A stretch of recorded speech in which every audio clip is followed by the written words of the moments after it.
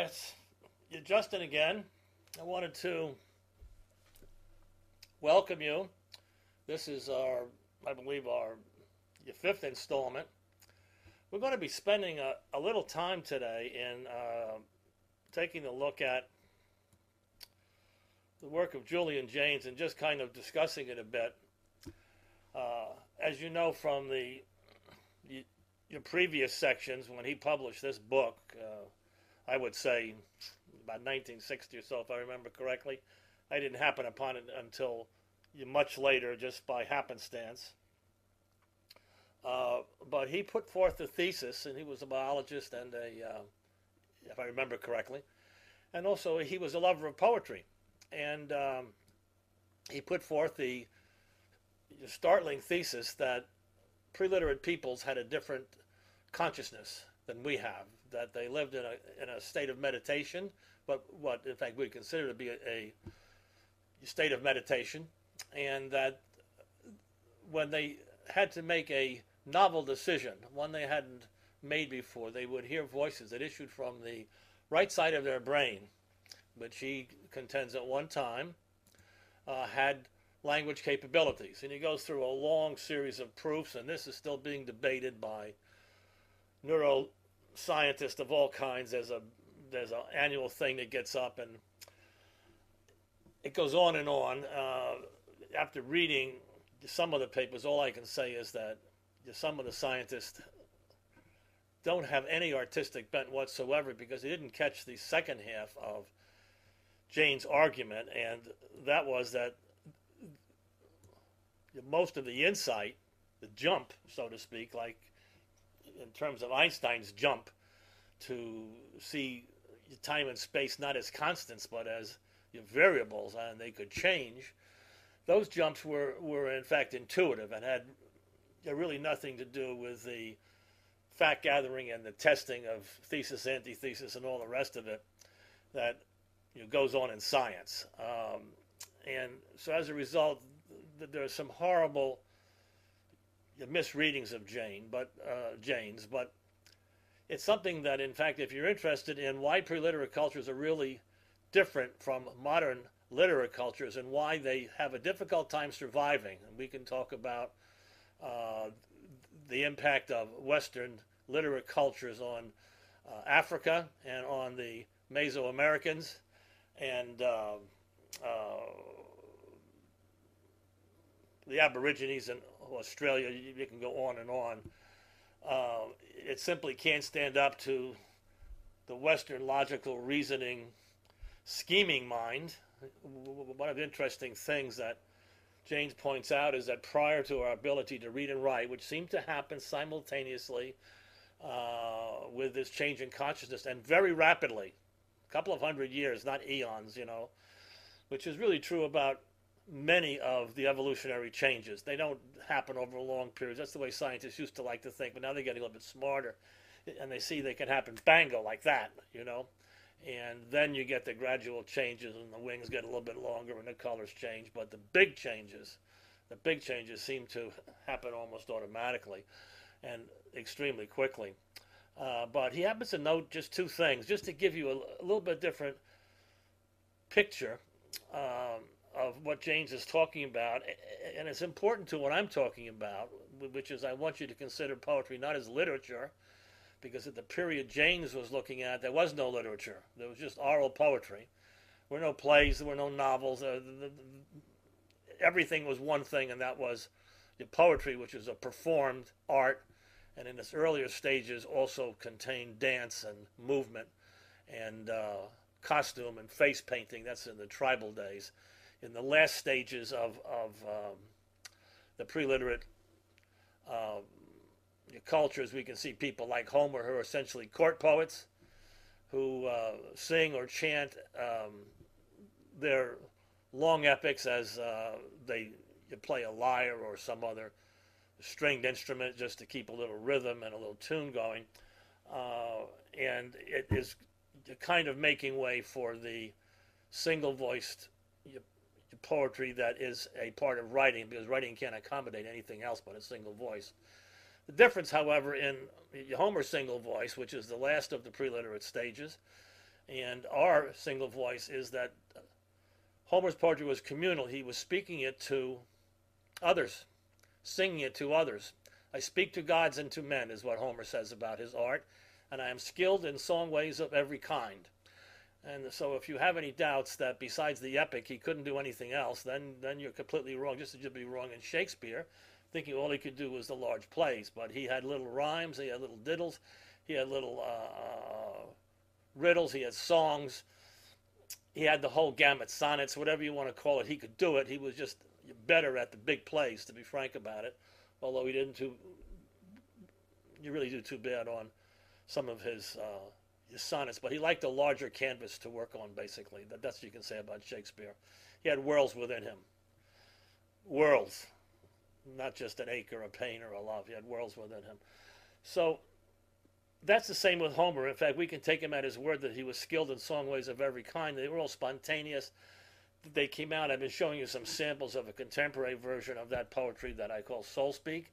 Doesn't sound like ancient Greek because I'm not an ancient Greek. I'm just a contemporary 70-year-old Irish-American poet who happened to fall back into that time, so to speak, somehow. Is I was able to do that with several other poets, and of course what we wound up with was a contemporary version of pre-literate poetry.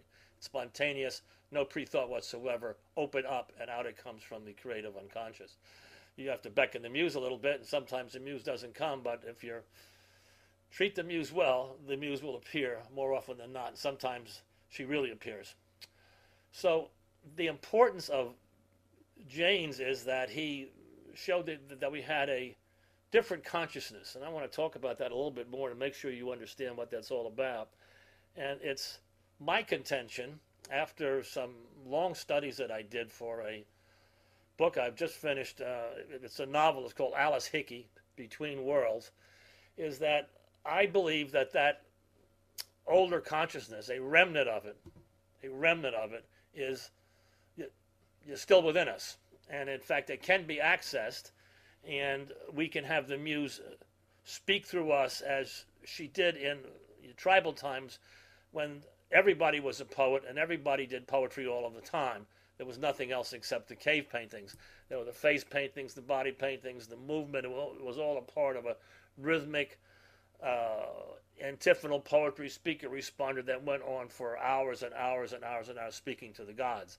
That's what the original poetry was. Poetry was prayer, basically, if you can think of it that way. It was the way men intuitively understood if they heard voices and they had a special quality to them, that they would imitate those voices in speaking to the gods. And to do that, they kind of bent over the lip of consciousness into their unconscious minds on the borderline there and spoke. And that's where all poetry is created, by the way, on that borderline. If you're a fully conscious poet, you have some nice thoughts, and you know how to make up all kinds of rhyme schemes and stanza schemes, it's just verse. Nobody cares about it, really. Maybe somebody cares about it, but I don't care to read it. It's so what? We have prose today. We can read the best of our prose stylists, and it's pretty spiffy stuff. And to just hear your conscious thoughts, you're dressed in the garments in poetry, but not having the heart of poetry, I think, is just a waste of time. So what I really want you to kind of focus on is the conceptual moment of poetry when it comes to us, because as Jane's very correctly intuited, it's almost identical to the state of mind that pre-literate man lived in. And I just go one step further, that James didn't go that far. He said you gave some examples that your poets seem to be those people with the little piggy tails who still have a remnant of that, but I say that everybody has it. And that's not just saying. I've pretty much put thousands of people through a program called Soul Speak, which quiets the conscious mind and gives you some intuitive tools to allow the muse to rise up and have you speak poetry. From 8-year-olds to 80-year-olds, all you have to have is a nerve to do it, and it will take you there on that golden thread as the muse unwinds herself through you out to the gods and to men, as Homer would say. So that's the link between where I'm going and between Jane's, and to just give you some little insights into Jane's thinking, as soon as he arrived at that thesis And I think it was primarily through his study of preliterate poetry that had come over, that had been transliterated, that had been brought into the act of writing. Very, very tricky business as a your preliterate your culture is crumbling, and as one is taking its place in terms of literate culture, trying to transcribe oral poetry is like trying to catch a bird on the wing. The oral poet can't stop. He has to keep going. It's coming out of storytelling memory like a long serpent. And the only way you can restart is to go back to zero and hope that the muse comes with you again. So it's a very tricky business, but we know that enough of it has landed on the shores of literacy. Robert Graves, showed us that. Though it's funny that that is, as far as I can tell, in the work of Janes, he never happens to mention Graves, who has a contemporary book, maybe a little earlier, called The White Goddess, where he makes a number of statements based on his study of preliterate poetry. This is a statue of a mother goddess. Comes way back. I think it's about 10,000 or 20,000 BC. And here's another one. They maybe even deeper down in time. That in the time of preliterate poetry, the gods were different. The gods were female goddesses, and that seems hard for us to get a grip on, because all we know are the male gods. His Hercules with his little pudding between his legs looks pretty good, doesn't he? And that's because that in a preliterate culture, all that comes forth or over the threshold are the oral poems. There is nothing else, and whatever rock paintings survive, or whatever sculpture survives like this over tens of thousands of years, that we have some idea of it. But what Graves makes the startling statement that I thought was startling at first, but the more I thought about it, is that the muse is another name for the mother goddess. And in fact, I'll go into that at some stage later. There seems to be, whoa, what's going on here? But if the mother goddess was the one, was the deification of the first mother. We all know we have a mother now in Africa who 40,000 years ago gave birth to us all, basically, in a whole chain of births, that there is no doubt that the mother goddess, the first mother, the first human mother, who would probably be giving birth both to humans and to non-humans, because we were just a very smart animal at that stage of the game, and some of us became human. We had the ability to tell stories. We had a desire to tell stories. We had no examples of stories, but it was there. It was wanting to come out. That first mother would be the first teller of stories, that first human mother, and she would test her babies to see if they understood stories. If some little glint in her eye came up when she told them a little simple story, "I'm your mother. I was born years ago. I am the first one," that, and who also had the power of life or death, because like any mother, she would favor the humans. Wouldn't disfavor the animal, her animal offspring, but she would spend her time with the humans. They were most like her. So that's why we see in terms of preliterate cultures, preliterate people see the animals as their brothers, because they were at the very earliest stages. But the first storyteller was the first mother, and the first mother then would be the muse, or that figure which we would eventually turn into the muse.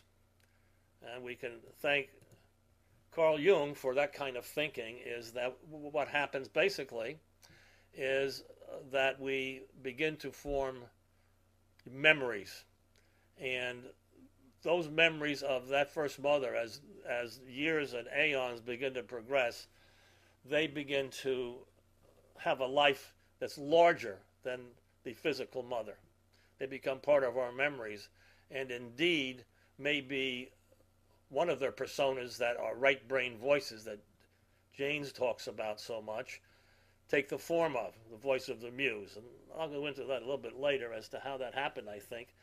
That thinking, by the way, was over a 7-year period, as I had to take a look at some things that were happening to me in terms of visions and voices that kept pointing back towards the preliterate area and the preliterate frame of mind, consciousness.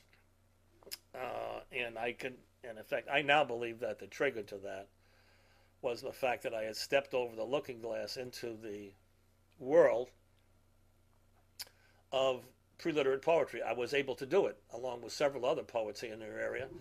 Again, that's what the poetry we call soul speak, and I think that opened up a lot of psychic gates, and in came a series of psychic events that no longer had.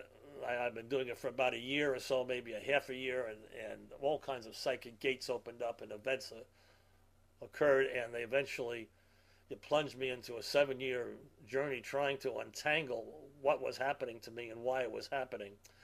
But I think what happened is that I opened a little bit of the collective unconscious, came rushing up, and out of it came a whole series of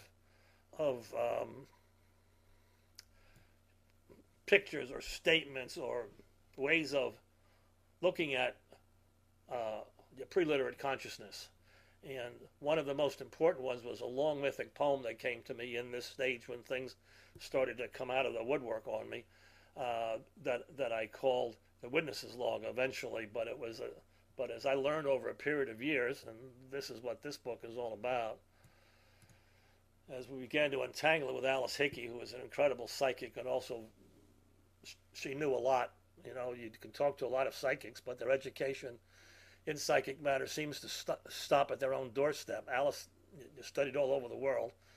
She knew both Jung when she was very young, and she knew Graves too. She had gone to see them. She wanted to find out how psychic they were, because she herself was like an open door into the other world, into the psychic world. And her husband had enough money to travel with her throughout Europe and the East, and she had some brief meetings with him, which happened to be in the book, at least her memory of those meetings. What it came down to is that the long poem was a description of early consciousness in the form of a poem, which is exactly how preliterate peoples would have described it. They didn't have philosophy or history or science. All they had were poems. It was a mindset that was artistic and was imitative rather than rational and examining. So if they wanted to make a statement as to what their consciousness was like, they would create a poem about it. And the characters in the poem, or the entities, are basically the components of preliterate consciousness, which I'm not going to go into at this stage of the game. But the thing that struck me as soon as I was able to figure that out with Alice is that those elements in the poem that represented the 4 elements of preliterate consciousness were also the elements of the poetic moment.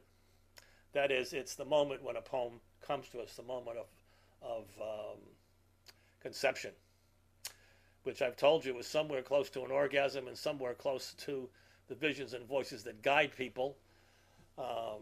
It's kind of halfway in between there. It doesn't have the kind of hard authority that you get from the guiding voices and visions, and it doesn't have that complete blanking out of consciousness that you have in an orgasm, but it's very close to it.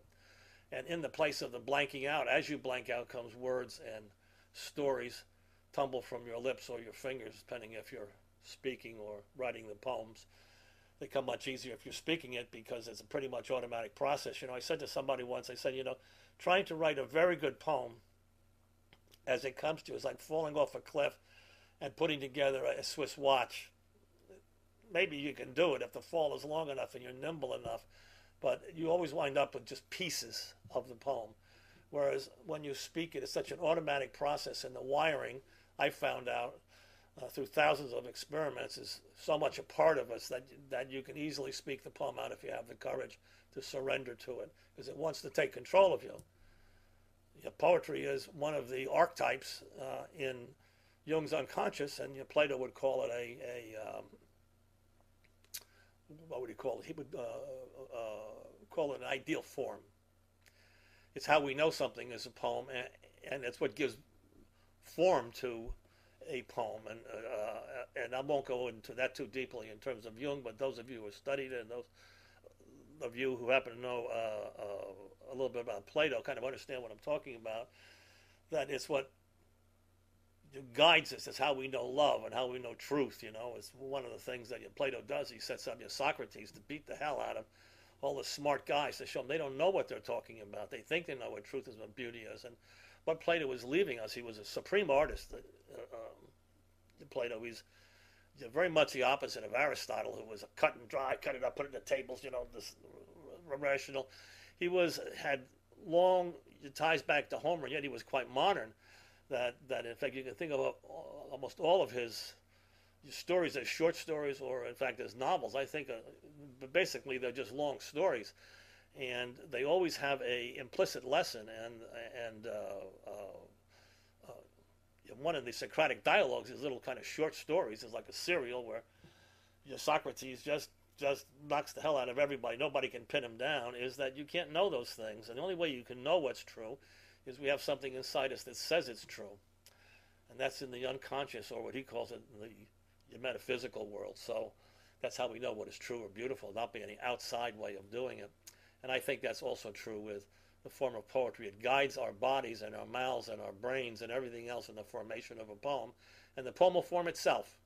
It's not going to be a fancy kind of imagistic poem. It's going to be a narrative poem, the kind of poem that Frost would have written, or that all poetry was until modern times, right up through Chaucer. As you see that all poems were basically, because we were living in a semi-oral, semi-written culture, because until a printing press was invented, it was very hard to get a hold of a book or to reproduce a book. So it was a huge oral culture writing alongside a very small written culture, and of course that written culture is the one that has survived and that we have. But that's something that you can see in almost all of the work that is pre-Bible, is that it's in the form of a story. And then eventually over time, as reading and writing became available, maybe right on the edge of it, we can see the poetry starts to take forms like madrigals and things like that, and villanelles and all that stuff, to give the written poetry basically a musical edge, which it always had when it was spoken or sung or chanted to music. So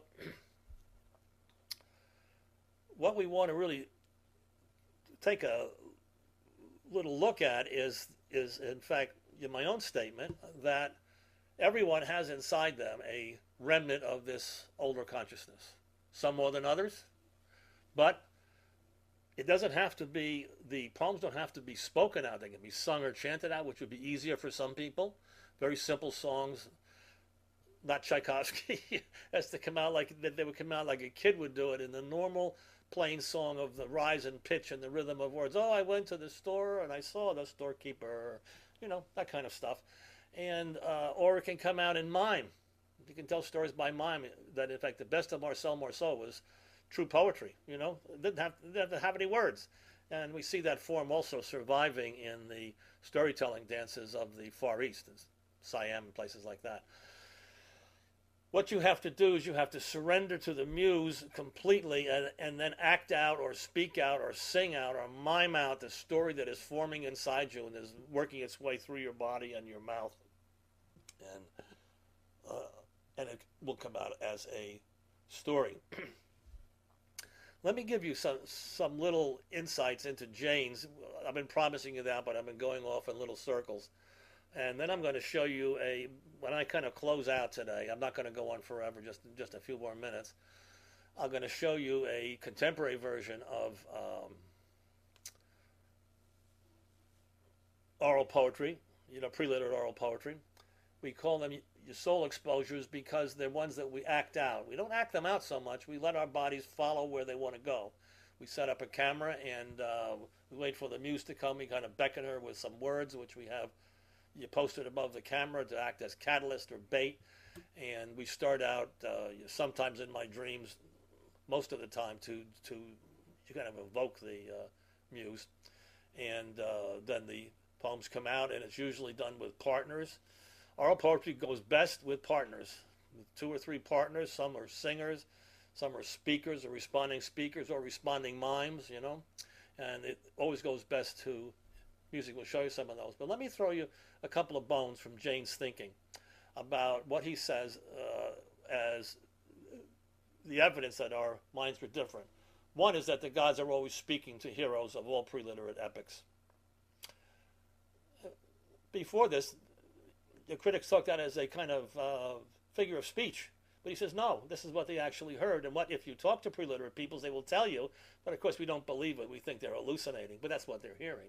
They're hearing those guiding voices, which they would follow because they were very authoritative, and there was a truth to them that was hard to ignore. So that was one characteristic, is that they had easy access to the unconscious. I like to call it a very thin membrane between the conscious mind and the unconscious mind. And a very early man, talking about it very early, even before hunter-gatherer days, is that the conscious mind, I would think, would be very weak. And we're always on the edge of reverting to the unconscious, which I take as the animal unconscious, the animal consciousness we left to become human conscious.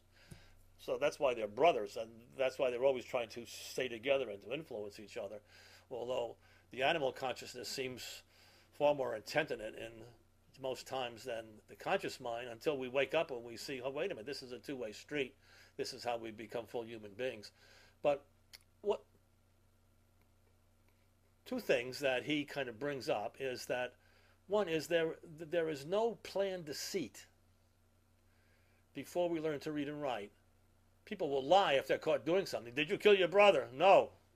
But there was no scheming deceit.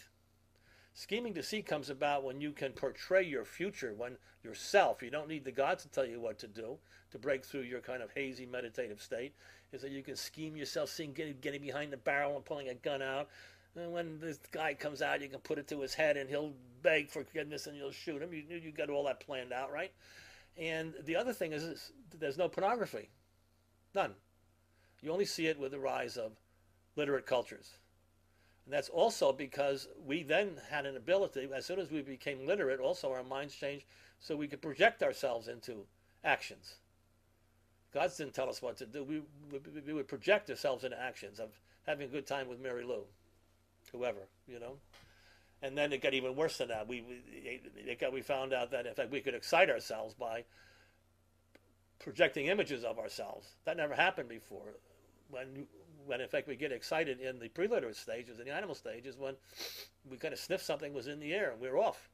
But not through showing pictures, which are lined all over Rome and in parts of Greece. You can see them too, okay? So that shows you that in pre-literate cultures there was no forward looking. But pretty much in the present as animals, and to get directions, that's how they heard the voices of the gods, through some elaborate mechanism which has since disappeared. Anyway, I say that in fact it's within us all, and I put thousands of people through it, so in fact I know it's true. I don't have to prove it to you. If you want to hear the recordings or speak to the people, come down to Sarasota or to some other places I've worked, and you can see it. I'm going to show you something that we did some 5, 6, 7 years ago. We call them soul exposures. They're just very dramatic. I'm going to close out with it. It's about a 3 or 4 minute, 5 minute video. I think there's a couple of poems. This is live soul speak in action, not acted out. It's simply everything happens at once from ground zero. I'm telling you, that's the way that it works. And the way that we move is simply intuitive. There are no play directors. There's nothing. This is just one camera, like a 7-Eleven robbery camera, just kind of pointing into a black room with a couple of spots, and we go off and we do it. So here it is. I hope you like it, and I'll see you next week afterwards.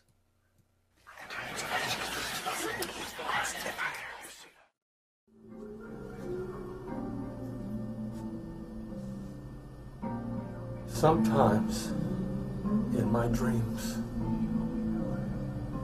I feel like a hypocrite. There are these little stairs that go up and down inside my mind, and these very stiff, people are walking up and down in it, you know? They don't have any eyes. They're just like me. Half a person, not a whole one. Some people call us garbage because we're so black. But I know who we are. And you don't.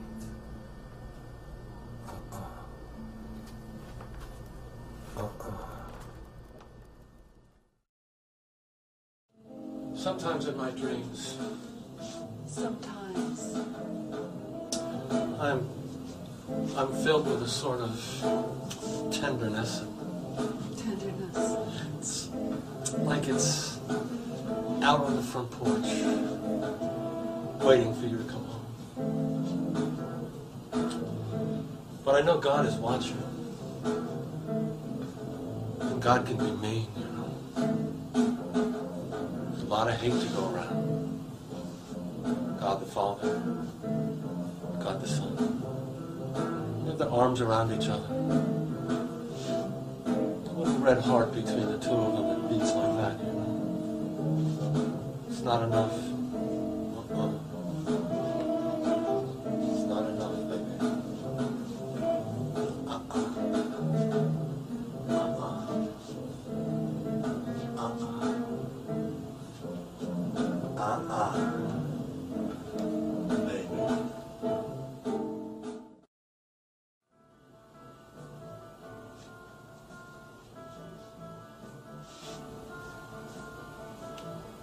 Sometimes in my dreams, I'm high up in the heavens. I'm incapable of making any mistakes at all. But everyone here knows I'm a thief. That somehow I got past time. And past their bright glittery eyes to get here. Well, we're smart animals, we are. Aren't we? We climbed out of the river. We could take heaven by the throat. Oh, yes. No one would ever say anything to us. Yes. No one. Oh, yes. Not even time. Oh, yes. That thief. Time. Oh, yes. I'm waiting for you. Yes. Time. Oh, yes. I'm waiting for you. Oh, Time. yes. Time.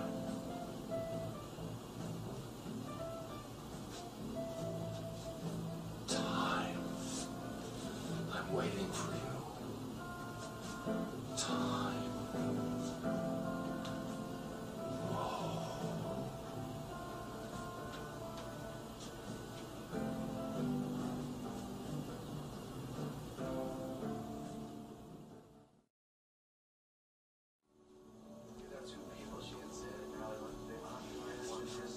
Sometimes in my dreams, I can feel you watching. Like you were God and I was a hero of some kind. Someone who bore a little watching.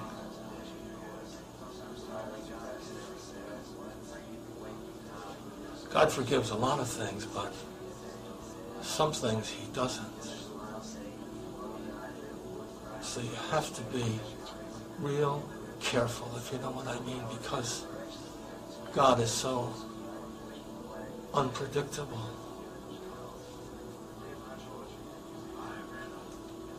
That's about as plain as I can make it to you. I'd keep your house in order if I were you. Start to sing once in a while, like you're standing in the rain or waiting for someone.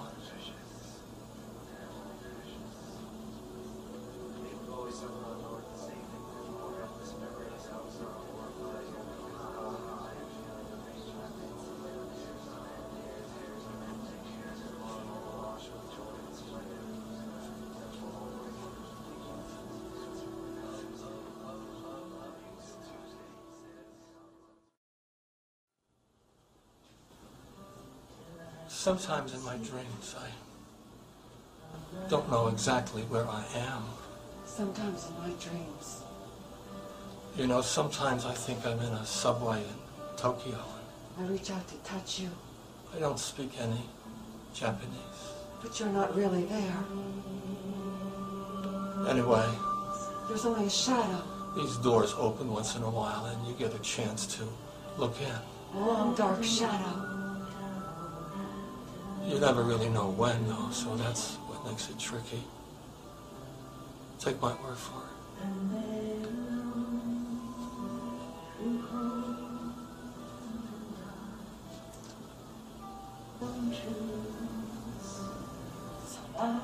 I'm like Lot's wife. I'm always looking back, and I have a long memory.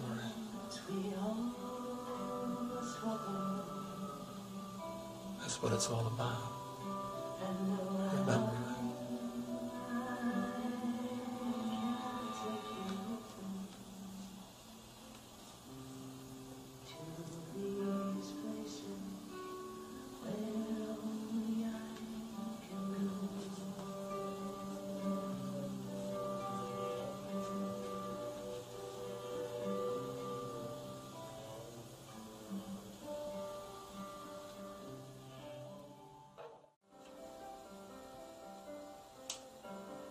Sometimes in my dreams, Sometimes in my dreams, I don't really have the stomach don't really have the stomach for it anymore. for life, you know? For life. I don't know, it's so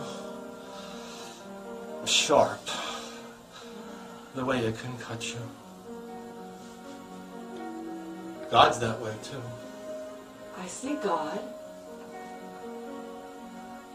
He can cut you. I see God.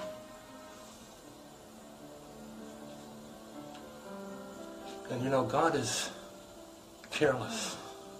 God. You wouldn't think that, but I see you again. think about your life. Right here. Yeah, In front of me. think about it. Just like that. This is a real jungle, you know. Who can tell You get up in the morning and what's going to happen? you feel like a fool, Sometimes. trying to get through. Sometimes it's a big surprise. But I'm going to make it through. Sometimes nothing happens. On my own terms. I've had the stomach for that. Sometimes But I'm not going to be careless about it either. love will touch you on the shoulder, You can believe me. and you won't even know